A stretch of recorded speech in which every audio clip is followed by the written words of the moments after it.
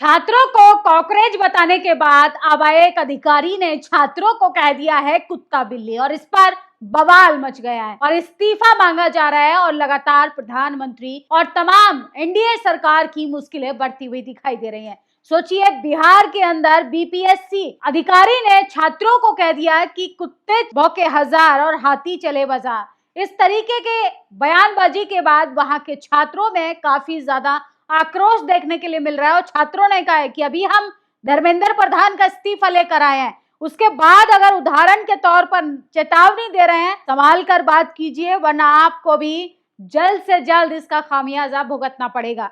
सोचिए, कॉकरोच बोले तो प्रधान गए, हाथी कुत्ता वाले बयान पर भड़क गए छात्र। बीपीएससी एग्जामिनेशन कंट्रोलर के बिगड़े बोल, हाथी चले बाजार कुत्ता भौंके हजार वाले बयान पर बिहार के छात्र धर्मेंद्र प्रधान का उदाहरण देकर चेतावनी दे रहे हैं और उन्होंने कहा है बीपीएससी अधिकारी के वायरल बयान के बाद मुख्यमंत्री से संबंधित अधिकारी को निलंबित करने का आदेश दिया गया है। एक बार छात्रों का आप ये बयान सुनिए। कॉकरोच बोला गया तो प्रधान जी चले गए, ऐसा नहीं हो कि सचिव जी को भी जाना पड़े। बीपीएससी के चेयरमैन बिहार के बच्चों को कुत्ता बिल्ली कहते हैं। हमारी गलती है कि बिहार में रहकर बिहार के बच्चों को अच्छी शिक्षा देना कुत्ता बिल्ली कहेंगे। तो सुना आपने। सोचिए, छात्रों को लगातार किस तरीके से अपमानित किया जा रहा है। ऐसा लगता है कि सत्ताधारी लोगों को चर्बी चढ़ गई है। ऐसा लगता है कि सत्ताधारी लोगों को नौकरी नहीं देनी है, छात्रों को, युवाओं को लगातार बेइज्जत करना है। और वहीं बात करें कि किस तरीके से चोर दरवाजे से मोदी सरकार नौकरियों में भर्ती कर रही है। जब आप डेटा जानेंगे, जब आप ये खबर जानेंगे तो दांतों तले उंगली चबाने लगेंगे और सोचने लगेंगे कि इस देश में चल क्या रहा है। चोर दरवाजे से मोदी सरकार ने आरक्षण खत्म करने की योजना रची। 2015 में केंद्र सरकार ने 4.21 लाख पद खाली थे। 2024 में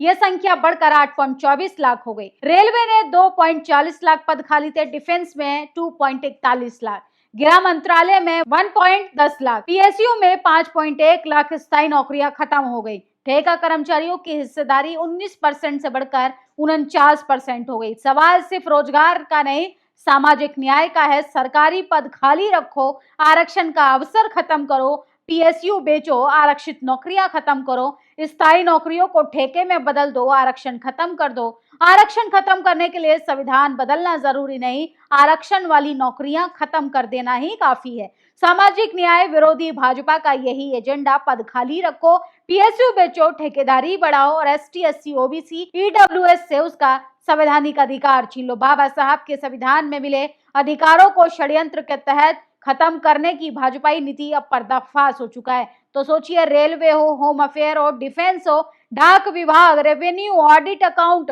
एटॉमी एनर्जी, हेल्थ, स्पेस, तमाम ये लिस्ट देखिए किस तरीके से घपलेबाजी चल रही है, धांधली चल रही है और इस पर कोई बात नहीं कर रहा। जो लोगों को लगता है ना कि आरक्षण हटाने से सब कुछ खत्म हो जाएगा, अरे आरक्षण बचा ही कहाँ है। आरक्षण रहना ना रहना बराबर ही कर दिया है, क्योंकि पिछले दरवाजे से तो आपके अपने सगी संबंधियों की भर्ती हो रही है और तमाम कंपनियों को कैसे बेचा जा रहा है, आरक्षण खत्म किया जा रहा है। तो इसका खुलासा किया है मल्लिकार्जुन खड़गे ने, जिसके बाद लगातार सवाल पूछा जा रहा है। ये जो दिल्ली पुलिस जिस चारों खाने चित्त घसीटते हुए ले जा रही है, इसी जगह पर पहुंच रही है, उसका नाम है अभिषेक ठाकुर, जो आए दिन नफरत भरे बयान देकर लगातार गुंडागर्दी और गाली देता है, सांप्रदायिक माहौल खराब करता है। अभी कुछ दिन पहले इसने पेपर लीक मुद्दे को लेकर छात्र इसी जगह प्रदर्शन कर रहे थे, तब अभिषेक ठाकुर नाम की व्यक्ति ने डंडा लेकर कहा कि पुलिस, दिल्ली पुलिस लट बजाओ। आज दिल्ली पुलिस खुद इसको घसीट कर ले जा रही है।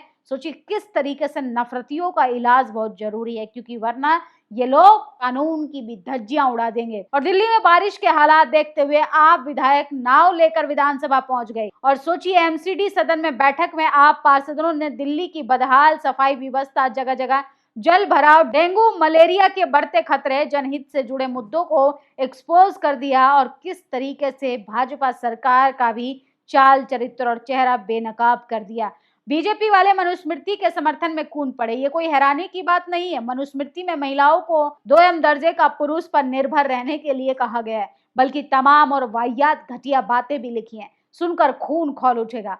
मनुस्मृति के 5वें अध्याय में 148वें श्लोक में कहा गया है, एक स्त्री को अपने पिता के प्रोटेक्शन में रहना चाहिए। विवाह पश्चात अपने पति की मृत्यु के बाद अपने बच्चों की दया पर निर्भर रहना चाहिए, लेकिन किसी भी स्थिति में एक महिला को स्वतंत्र नहीं छोड़ना चाहिए, यानी स्त्री के पास अपने बारे में निर्णय लेने का अधिकार नहीं होना चाहिए। मनुस्मृति में महिलाओं को शिक्षा प्राप्त करने का अधिकार नहीं था, सिर्फ वे महिलाएं ही वेदों का अध्ययन कर सकती थी जिनका यज्ञोपवीत संस्कार होता था, यानी उच्च वर्ण की कुछ महिलाओं को ही छोड़कर किसी को कोई शिक्षा लेना अधिकार नहीं था। मनुस्मृति के 15वें नियम में कहा गया है कि महिलाओं का चंचल मन होता है, स्वाभाविक हृदय निहीनता की वजह से वे अपने पति के प्रति धोखेबाज हो सकती हैं, ऐसे में उन पर निगरानी रखनी चाहिए। मनुस्मृति के 2 अध्याय में कहा गया है कि पुरुषों को उत्तेजित करना, उनको बहकाना महिलाओं का स्वभाव है, ऐसे में समझदार लोगों को महिलाओं के आसपास संभल कर रहना चाहिए। किसी भी पुरुष को अपनी माँ, बहन, बेटी के साथ एकांत में नहीं रुकना चाहिए, वरना स्त्रियों की वजह से पुरुष का धर्म भ्रष्ट हो सकता है। मनुस्मृति में आगे कहा गया है कि राजा धन स्त्रियों की रक्षा करता है, मगर विपत्ति में धन और स्त्रियों के प्रयोग से भी राज्य को सुरक्षित रखा जा सकता है, यानी स्त्रियों का उपयोग वस्तु की तरह किया जाता है, आप गिरवी भी रख सकते हैं। मनुस्मृति में आगे कहा गया है कि महिलाओं ने अपना माता पिता या पति की संपत्ति का कोई अधिकार नहीं, वह धर्म अर्जित करती हैं उसके पति या पुत्रों को जाएगा। यदि स्त्री भाई है तो उसका माता पिता की संपत्ति में हिस्सा नहीं मिलेगा। मनुस्मृति के 3 अध्याय में मनु ने महिलाओं की तुलना कुत्ते और सुअर से की है। कहा है कि जब ब्राह्मण भोज करे तो उन्हें किसी सुअर, मुर्गे, कुत्ते या किन्नर या ऐसी महिला को नहीं देखना चाहिए जिसको पीरियड्स आते हों। 3 अध्याय में कहा गया है कि उस महिला से विवाह न करें जिसके बाल और आंखें लाल हों, या एक ऐसी महिला जो नीच जात की हो। मनुस्मृति के 11वें श्लोक में कहा गया है कि जिस स्त्री के भाई या पिता ना हो, कोई ना जानता हो, यानी वो लड़की किसी की है, किसी को नहीं मालूम, तो ऐसी स्त्री से विवाह नहीं करना चाहिए और विवाह करने वाला आदमी मूर्ख है। जबकि बिना बाप वाले पुत्र से विवाह करने से कोई दिक्कत नहीं। आखिर कौन है वे महिला है जिनका खून नहीं खौलता? ये सब सुनकर मनुस्मृति जितनी घटिया बातें ये कहकर ध्यान भटकाने की कोशिश की जा रही है, बाकी धर्मों की बात क्यों हो रही है? ऐसे लोग तो राजा राम मोहन राय को सती प्रथा खत्म करने के वक्त बाकी धर्मों की क्रूतियां खत्म कर दीजिए। ऐसे बचकानी, बेहुदी, बेतुकी बातें करना असल में महिला विरोधी बयान देने के लायक माना जाएगा। तो मनुस्मृति पर बहस छिड़ गई। राहुल गांधी ने मनुस्मृति को कोट कर कहा कि जो महिलाओं को नीच बताती हो, जो महिलाओं को पुरुषों के अधीन रखने की बात करती हो, जो महिलाओं को स्वतंत्रता नहीं देनी चाहिए, महिलाओं को आजादी नहीं देनी चाहिए, ऐसी किताब को रखकर क्या करना है? जब संविधान सबको समान अधिकार देता है तो इस देश में मनुस्मृति से देश को चलाने की कोशिश की जा रही है। महिलाओं को किस तरीके से लगातार अपमानित किया जा रहा है और इसको लेकर भी मनुस्मृति को डिफाइन किया जा रहा है। और ये है अनिल मिश्रा है, और ये किस तरीके से प्रधानमंत्री को कैसे नालायक कह रहे हैं। स्वतंत्रता के बाद आज तक नहीं हुआ झूठा व नौटंकी बात। पत्रकार अब की बार मोदी सरकार के नारे तो आप भी लगा रहे थे अनिल मिश्रा, हमने नहीं लगाए।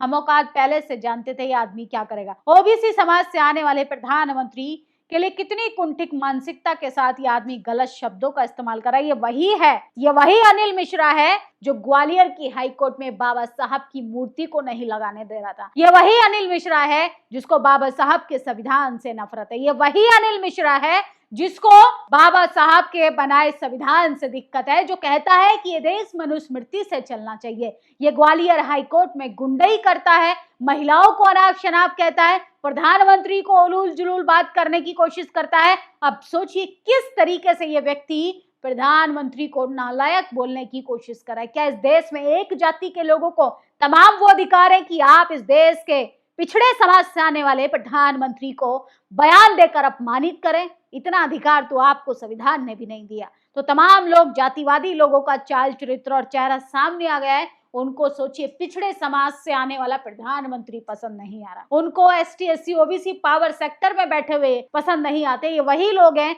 जो चाहते हैं कि आप इनकी गुलामी करते रहें। गुलामी को छोड़कर जिस दिन आप अपने लिए नौकरी की डिमांड करेंगे, अपने लिए रोजगार की डिमांड करेंगे, तो ये लोग कांपने लगते हैं। ये लोग मेरिट की दुहाई देते हैं। अरे मेरिट को भी अब फाइट करके जब बहुजन समाज आगे आने लगा तो आरक्षण खत्म कर दो, आरक्षण हटा दो की मुहिम चल रही है। पहले जातिवाद खत्म करो, उसके बाद आरक्षण पे बात करो। बाकी आप लोगों की क्या प्रतिक्रिया, अपनी राय जरूर दीजिएगा। शुक्रिया।